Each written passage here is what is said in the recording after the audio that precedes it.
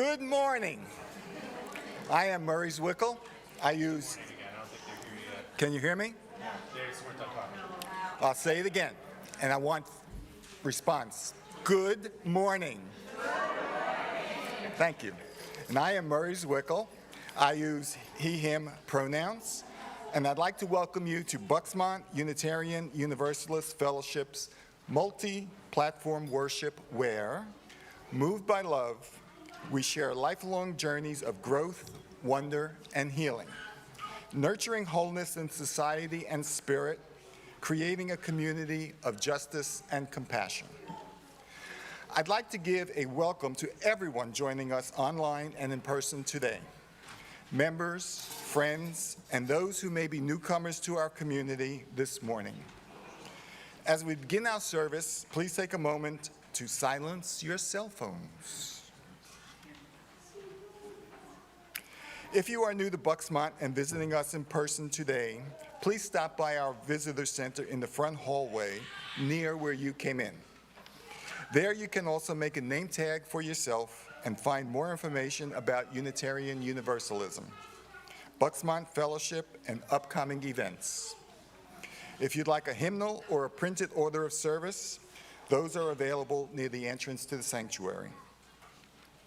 If you are visiting us online or prefer digital methods, please email our office administrator, Beverly, to sign up for our email newsletter and to get connected to our congregation. You may also follow us on Instagram and Facebook at Bucksmont UU. Each week in our service, we offer time for people to share a joy or sorrow from their lives by texting a phone number. That number is shared on screen for everyone now and will be again later in the service. If you would like to see the order of service, details about upcoming services, and other ways to gather with our community, you can find that on the homepage of our website, www.bucksmontuu.org. Whether you are a guest, friend, or member, we are glad you are part of our worship service today. There is a lot happening at Bucksmont, and we'd like to highlight these announcements in particular. Each month, your Board of Trustees continues to recognize people in our congregation in gratitude for what they have done for Bucksmont. These people have been recognized by our board at our April meeting. Susie Hook, Donna Spangler, and Karen Anderson for the beautiful Easter decorations on Easter weekend.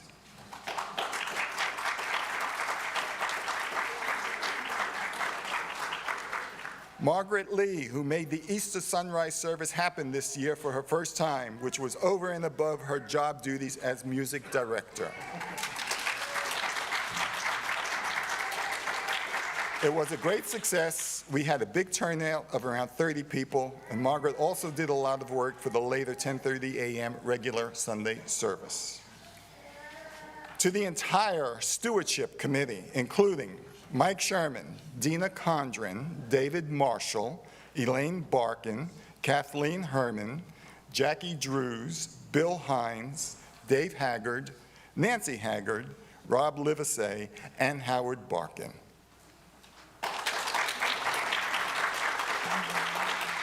We have approximately $252,000 in pledges from 125 households. This is a great result of the committee's hard work, including the fun kickoff chowder contest event. And thanks to all of the members and friends who generously submitted your pledges. Spring is an awe-inspiring, tree-blossoming, flowers blooming, birds singing love songs. It is the perfect time to connect and reconnect with others. To connect with yourself, join us Saturday, April 20th for a magical day. Yoga and meditation, engaging art, enriching connections, and a delicious sound bath for a euphoric experience. Check the e-voice for details and a link to purchase tickets. Celebrate Earth Day at Bucksmont on Sunday, April 21st. After the service, watch Nature's Best Hope by Doug Talame, professor of entomology and wildlife ecology at the University of Delaware, and a prominent advocate for landscaping with native plants to preserve wildlife. Then, stop at our native plant swap in Bucksmont's garden. Add to your native plant collection by swapping one of yours for one of mine. Mother Earth says thank you. Today, April 14th, is the deadline for items to make it to the catalog. However, you can still bring your items to the library until Sunday, April 28th, and see the e-voice for more information. And now, we have a little something extra from our auction planners.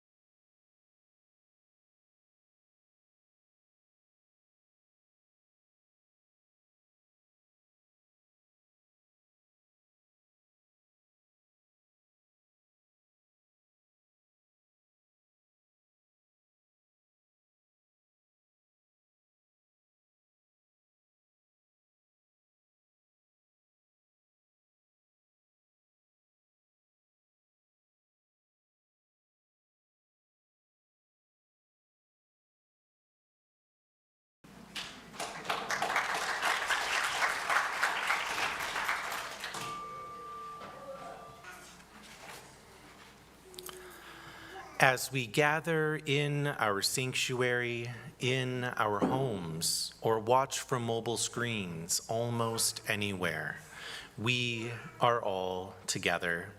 Those watching now on Sunday and those who may be watching months from now, we are joined together for worship across both space and time. This is a free, creedless religious congregation in the discipline of truth and the spirit of universal kinship. We join together in a cooperative quest for religious and ethical values, seeking to apply these values to the development of character, enrichment of the spirit, and service to all. You are welcome here, whoever you are, whomever you love, whatever the color of your skin or your country of origin, no matter your gender expression or gender identity, whatever your age, however you define family, wherever you are at this time, and whatever the source of your faith, you are welcome here.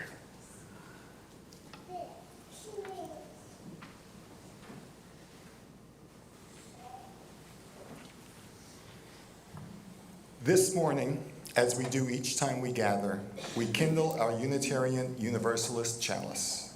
We do so today with words from Pat Irby Lichty. We gather, we bring our sorrows, our disappointments, our failures.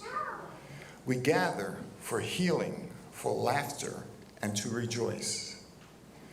We gather to find new ways of loving, new ways of thinking, new ways of being. We gather, yes, always we gather, for it is in gathering that we find our hope. Please light your chalice at home. Our common chalice is now lit.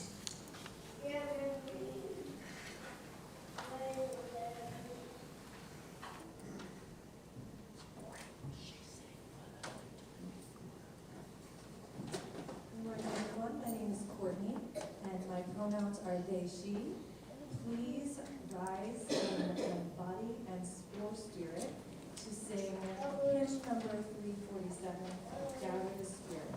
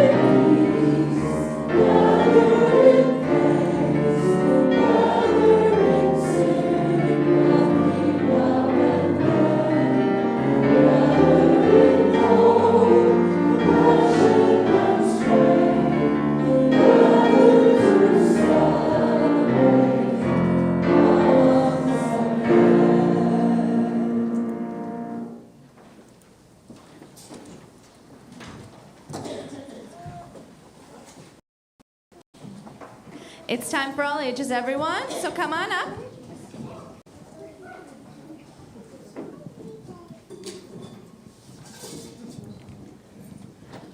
My name is Melissa. I use she, her pronouns, and I am the Director of Religious Education here. So, today, we are all going to be talking about equality and equity. And that is a difficult thing to try and figure out. One of the ways that we can do that is to make sure that everybody has the ability to engage. In our Wonder Box, it doesn't quite fit today, we are improvising. Who would like to open the Wonder Box? Okay, go ahead, Gigi. What are those? Books. So, I have 2 of them here. Can we figure out what's different about these books? Here, I'm gonna show everyone else. What's different about them? Yeah, let's open them up, see what's up. Oh, here, Cassie. What do we see or feel? It's Braille. Who knows what Braille is? Yeah, go ahead. It's like reading for people who can't see, so they can feel the dots so they can read the books. Exactly. So we have a set of Braille books here, and it is the Braille version of one of our hymnals. So this book over here is all about music, and these books are also all about music. Each of the set of 6 dots indicates a different letter. And we have a look to see what the different letters can look like. So A has 1 dot that you can feel. Can anyone spot an A somewhere? Yeah, good job. And what about, which letter do you want to look at? B? Let's look for B. Yeah. So for people who can't see, or whose eyes don't work as well as they would like, they can read using Braille. And it was invented by a man named Louis Braille, and it is one of the ways that we make it all accessible for everybody, because everyone has different abilities and capabilities, right? Does anyone have any questions about this? No? Isn't it really cool that this one book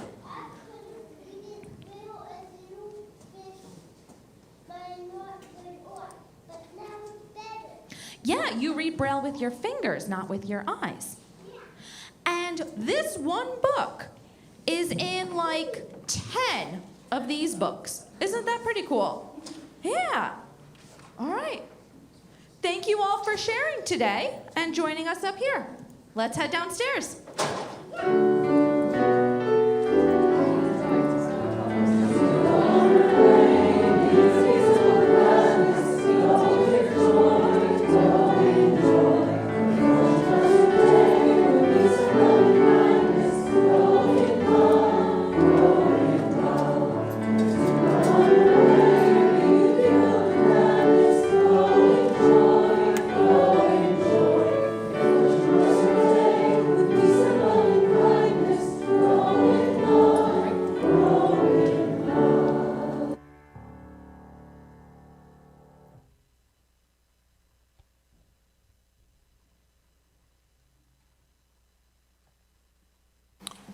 The offering in liberal religion is a vital part of our history of faith.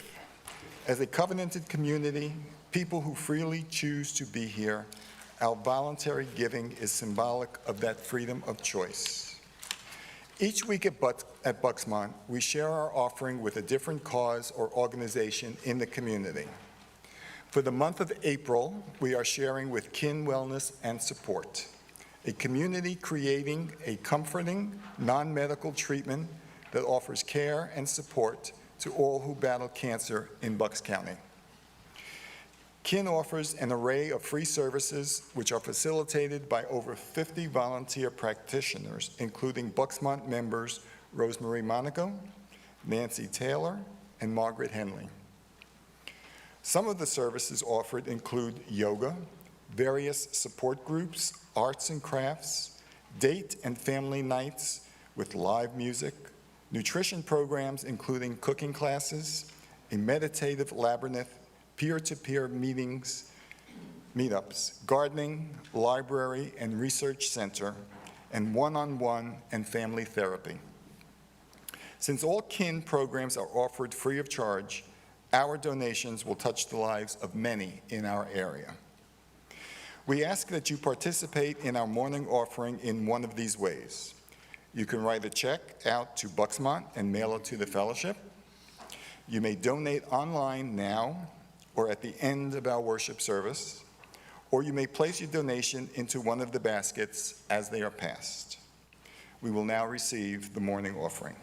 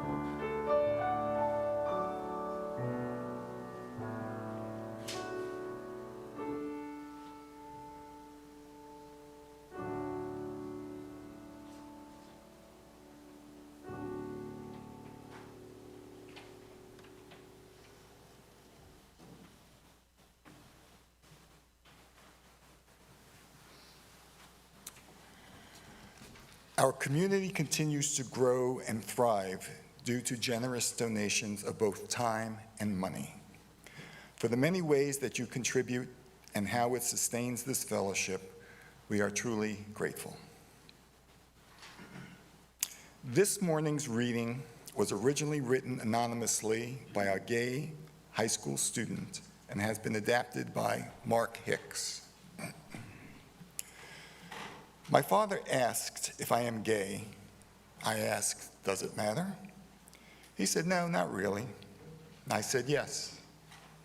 He said, get out of my life. I guess it mattered. My friend asked why I talk about race so much. I asked, does it matter?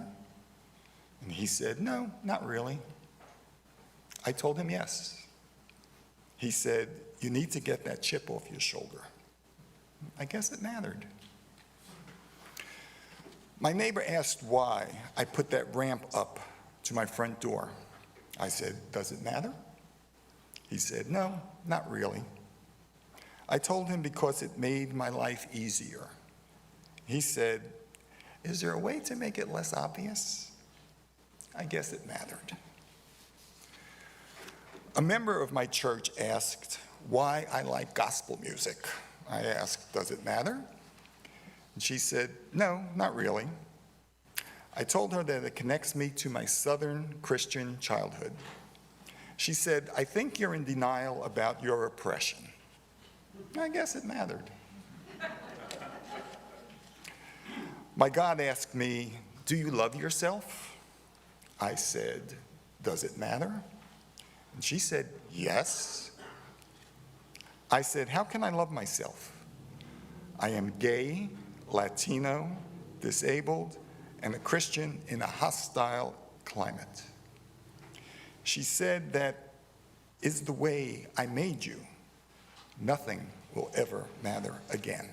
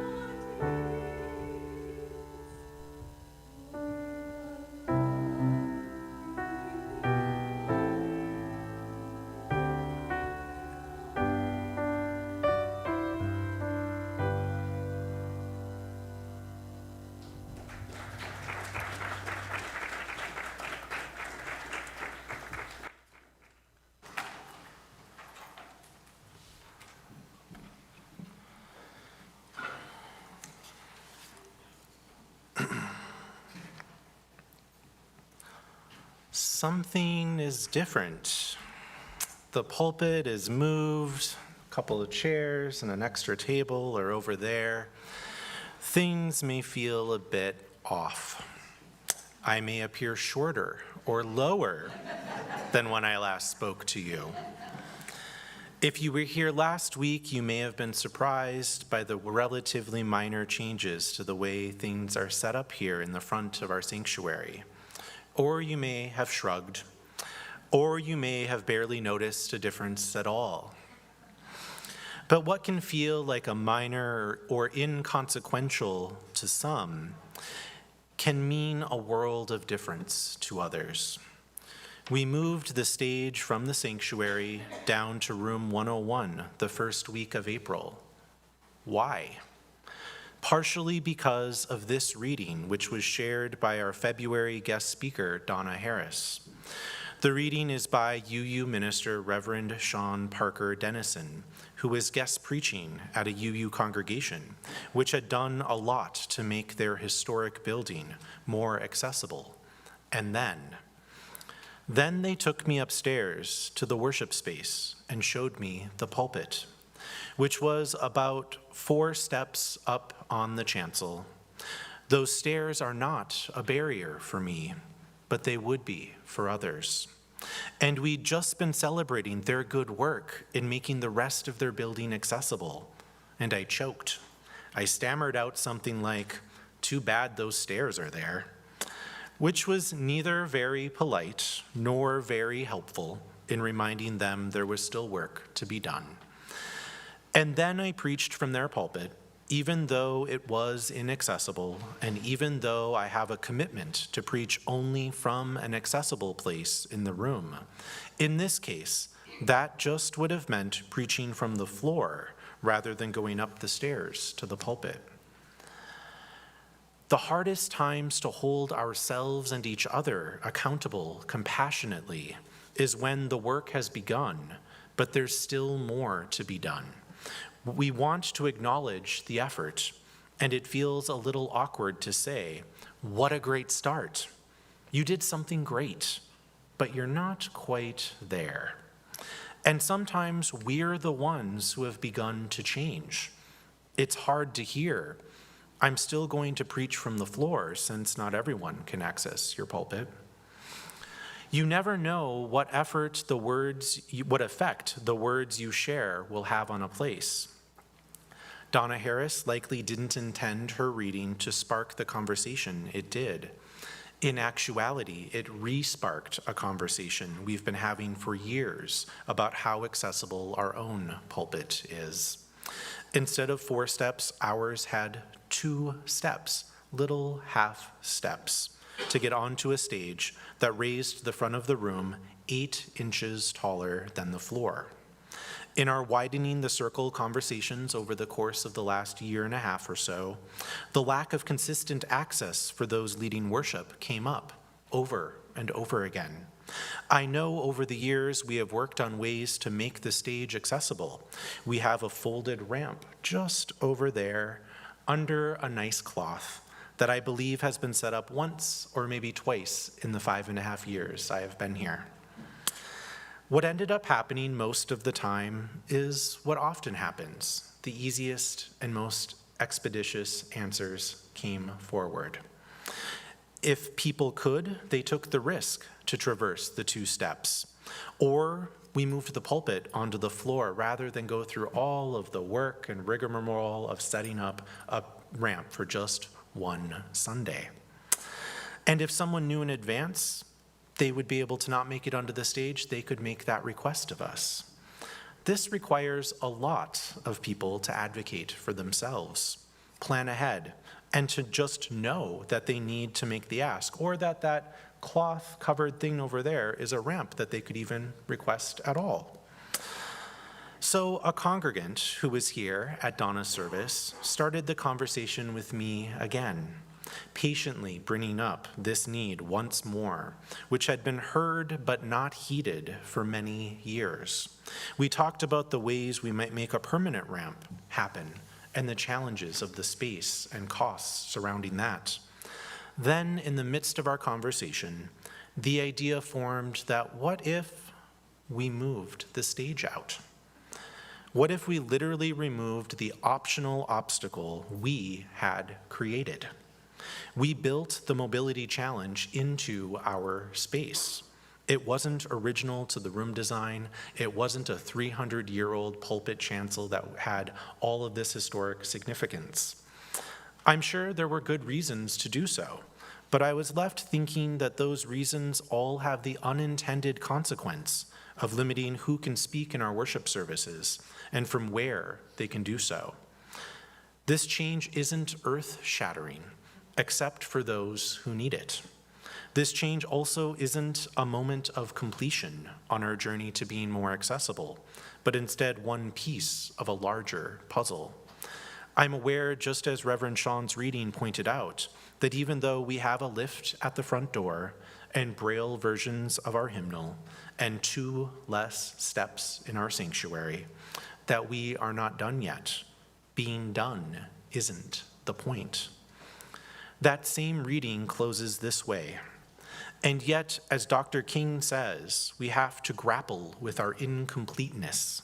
We have to understand that we, like everyone else, are always going to be a mix of good intentions and incomplete effort, good results, and some things that don't turn out that well, and yes, even good and evil. We are sometimes selfish, sometimes complicit with systems that do harm, sometimes the cause of pain and injustice, until we can hold compassion for ourselves and others, until we can be forgiving when we fall short. Our love is incomplete. We aren't looking for the exact set of physical fixes that mean we have completed the work of accessibility. We are working to be in relationship with people over time to demonstrate the many ways we are changing to widen the circle of our community. In the book Disability Pride by Ben Matlin, they write, "When you've grown up in the world not quite made for you, or are forced into one from an accident or illness, and when you feel you should be able to do what everyone else seems to do, when you feel as if you've been inexplicably singled out for punishment, it can be utterly, achingly soul-sinking.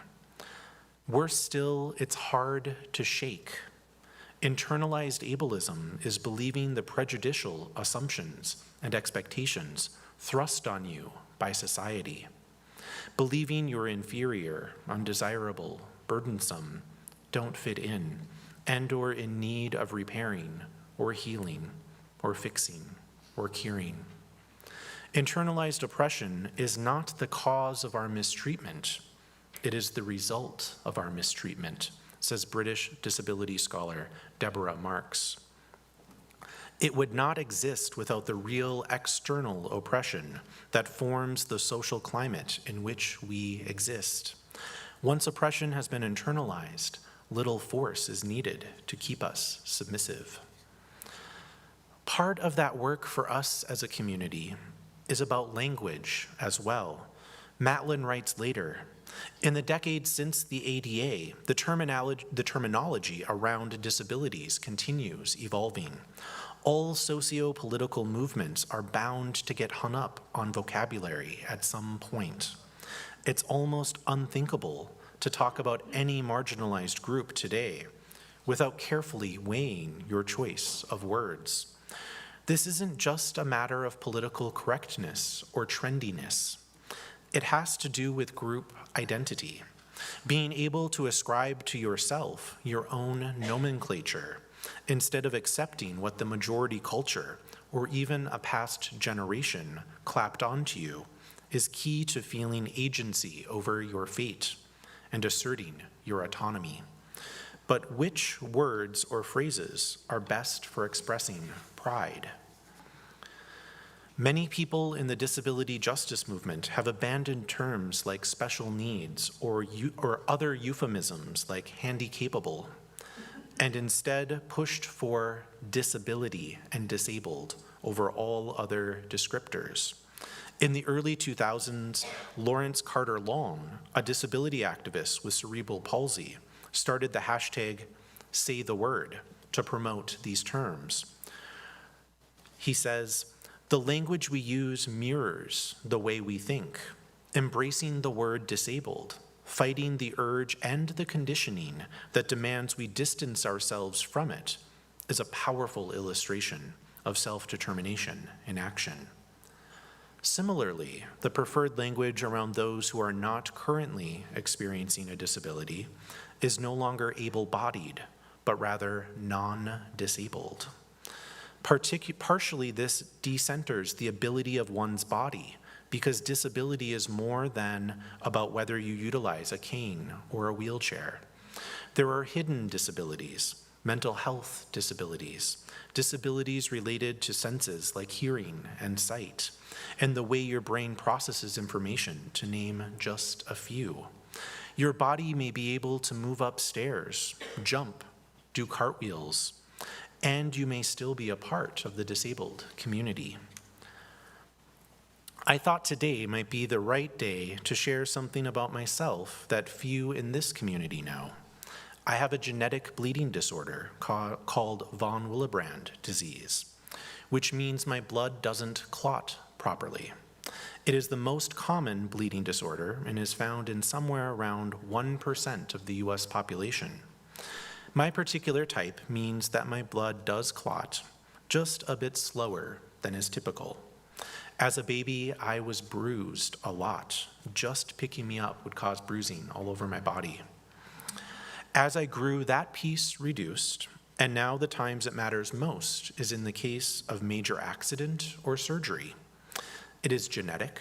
My father has it as well, and he found out that he had it when he nearly died having his tonsils taken out. My diagnosis was not the only reason, but was a factor in my avoiding high-impact sports when I was young. I couldn't have my own tonsils taken out, even though I was very ill as a child due to them. In my reading and in my lived experience, I'm not sure whether this puts me in the category of disabled or not. My impulse is not, but disability and non-disability exist on a spectrum. At what level of hearing loss does one move from non-disability to disability? What level of arthritis? What level of other mobility challenge? Being non-disabled is a phase of life, not a permanent category, which is a major reason we might want to practice what it means to be a community that prioritizes access and equity in a variety of ways. We are practicing skills that we need for ourselves at some point, and for those we love most. Scholar Jennifer Natalia Fink writes, "Despite the fact that 1/5 of all the planet's people are formally recognized as disabled, we continue to construct our sense of family and its lineage in such a way that we are stunned, shocked, and traumatized by the incredibly common, collective, and familial experience of disability." I want to unpack that term equity a bit, as it is our theme for this month, so you might be hearing it a lot. Equity is different from equality, as the picture on our slides today shows. Equality is about having things being evenly distributed, having the same amount of opportunities, or the same share of something. Equity, which is on the right side of your screen, equity is about addressing the fact that people need to address the inequalities of this world in different ways depending on what they need. In order to participate in this community, some might need fewer stairs, others hearing assistance. Some may need a mask, others a quiet space to take a break from stimuli. There are many different things people need, and the goal is to get to a place beyond checking the boxes of the tools we can provide, though we are not there yet. Mia Mingus, a queer disabled Korean, transracial, and transnational adoptee raised in the Caribbean writes about access intimacy to describe relationships that are free of bias and violence and other oppressions. That elusive, hard to describe feeling when someone else gets your access needs, she writes. I don't just want technical and logistical access, she tells the Disability Intersectionality Summit in a keynote address in 2018. I don't just want inclusion, I want liberatory access and access intimacy. I want us to not only be able to be a part of spaces, but for us to be able to fully engage in spaces. I don't just want us to get a seat at someone else's table. I want us to be able to build something more magnificent than a table, together with our accomplices. When I reflect on what a community of equity means, or what centering a value of equity of access here at Bucksmont might encompass, I think about how we can eliminate the optional barriers to participation in our congregation. I think about how we can provide tools to bring more people together. I hope we take on the important work of continuing to change our language over time. Perhaps we can get to a place where we anticipate ways to be more inclusive before the need is presented to us. And perhaps we are able to more readily make changes when those needs are in fact shared with us. May we embrace the incompleteness of equity, not as the ending of the story, but the beginning. May we never believe we are done, but instead always be widening the circle, still more. So may it be.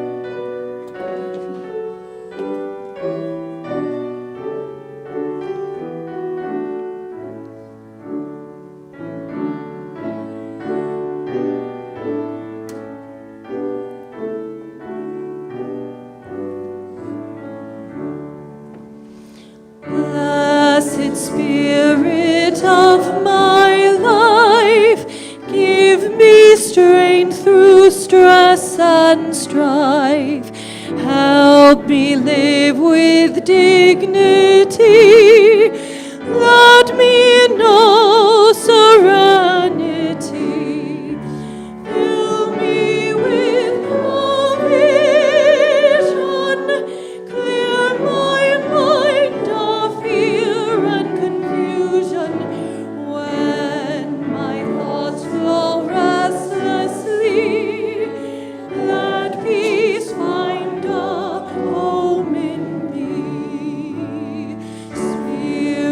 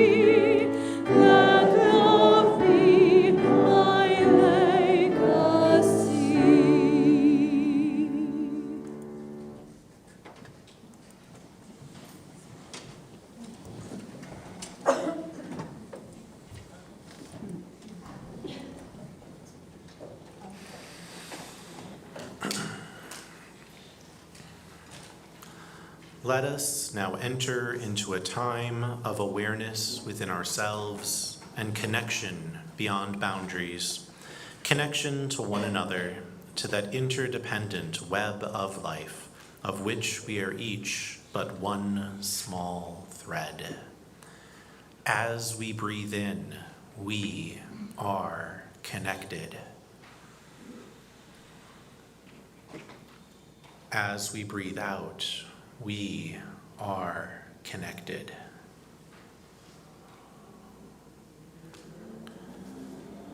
With gratitude, I share Laura Hershey's poem, You Get Proud by Practicing, an anthem of the disability pride community. If you are not proud for who you are, for what you say, for how you look, every time you stop to think of yourself, you do not see yourself glowing with golden light. You do not, therefore, give up on yourself.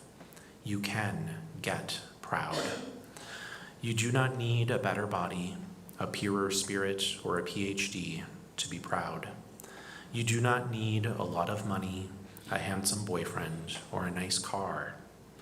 You do not need to be able to walk or see or hear or use big, complicated words, or do any of the things that you just can't do to be proud. A caseworker cannot make you proud, or a doctor. You only need more practice. You get proud by practicing. There are many, many ways to get proud.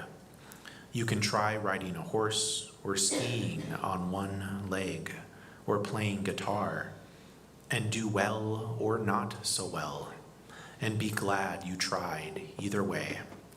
You can show something you've made to someone you respect and be happy with it no matter what they say. You can say what you think, though you know other people do not think the same way, and you can keep saying it, even if they tell you you are crazy. You can add your voice all night to the voices of 150 others in a circle around a jailhouse where your brothers and sisters are being held for blocking buses with no lift. Or you can be one of the ones inside the jailhouse, knowing of the circle outside. You can speak your love to a friend without fear. You can find someone who will listen to you without judging you, or doubting you, or being afraid of you, and let you hear yourself, perhaps for the first time. These are all ways of getting proud. None of them are easy, but all of them are possible. You can do all of these things, or just one of them, again and again. You get proud by practicing. Power makes you proud, and power comes in many fine forms, supple and rich as butterfly wings. It is music when you practice opening your mouth and liking what you hear, because it is the sound of your own true voice. It is sunlight when you practice seeing strength and beauty in everyone, including yourself. It is dance when you practice knowing that what you do and the way you do it is the right way for you and can't be called wrong. All these hold more power than weapons or money or lies. All these practices bring power, and power makes you proud. You get proud by practicing. Remember, you weren't the one who made you ashamed, but you are the one who can make you proud. Just practice. Practice until you get proud, and once you are proud, keep practicing so you won't forget. You get proud by practicing. As we breathe in, we are connected. As we breathe out, we are connected. May our minds create a vision of the world radical enough to be called holy. May our actions contain the promise of hope and the commitment to justice. May our hearts remember that love is a power that resists all forms of fear. By our thoughts, by our actions, by our hearts, and by our very breath, may it be so.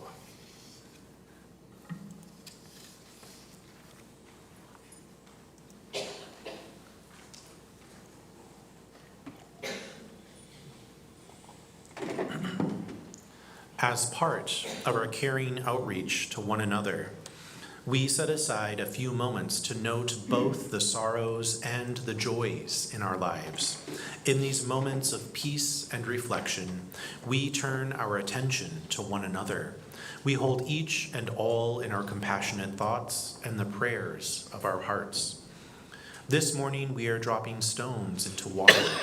The bowl includes some of the water we gathered as a community back in September, so it contains the love of our congregation surrounding each joy or sorrow. As we add the stones to the bowl of water, our experiences are given weight and depth. We add a piece of our own stories to the collective water of this community, a place that also holds the memories of those who have gone before and anticipates those who have yet to arrive. To share the joy or sorrow you would like held by our caring community, text the number that is now on screen. Please include your name along with your sharing. It is the same number no matter how you join us today, and you can add it to your contacts for future weeks. I will read them aloud, and Murray will add a stone on your behalf. What is shared today will go out in our weekly caring notes for those who cannot be with us this morning. Please remember to include your name with what you share.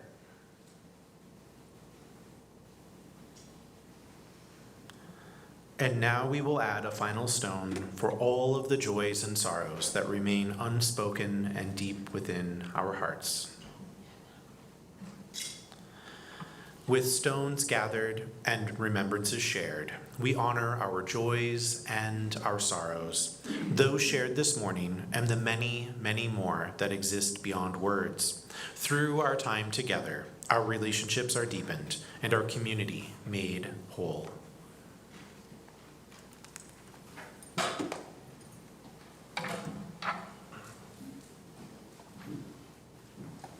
Please stand in body or spirit to sing Building a New Way.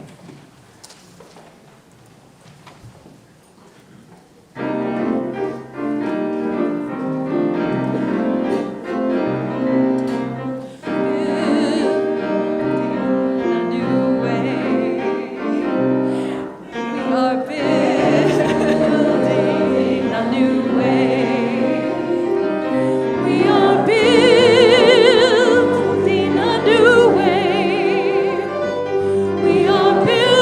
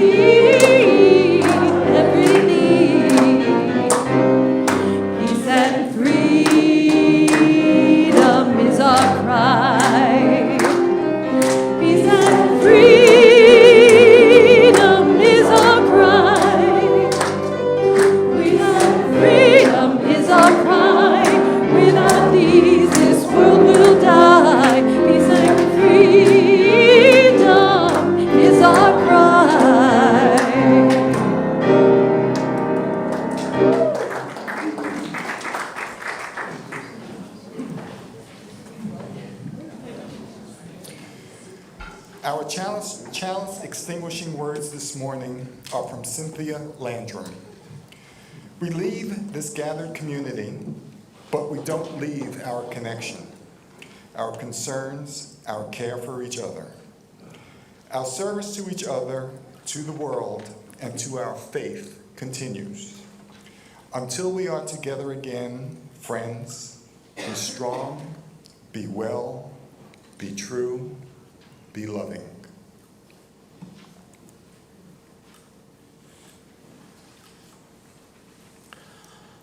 For those who are curious about Bucksmont, Unitarian Universalism, and joining our community as a member formally, we will hold our monthly UU and You session at noon right here at the front of the sanctuary.